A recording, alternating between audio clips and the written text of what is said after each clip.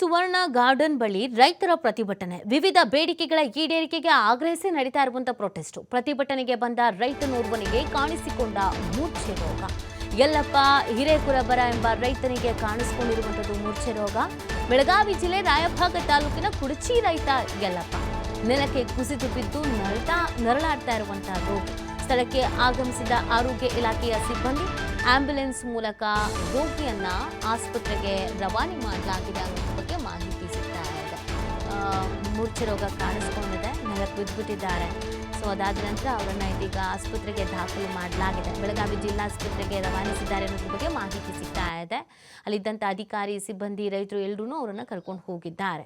ನೋಡಿ, ರೈತರು ಪ್ರತಿಭಟನೆ ಮಾಡ್ತಾ ಇದ್ರು. ಈ ಸಂದರ್ಭದಲ್ಲಿ ಈ ಥರದೊಂದು ಘಟನೆ ನಡೆದಿರುವಂಥದ್ದು. ಪಾಪ ನೋಡಿ, ರೈತರಿಗೆ ಎಷ್ಟು ಸಮಸ್ಯೆಗಳಿರುತ್ತೆ.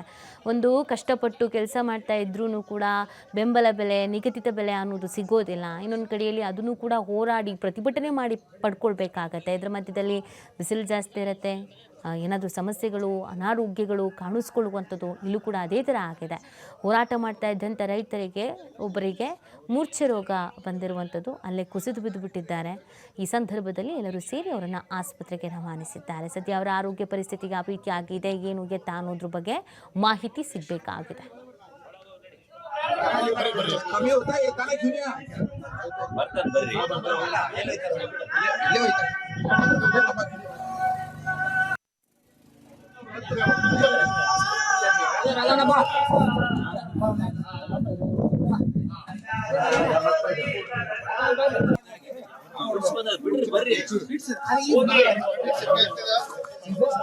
ಈಗ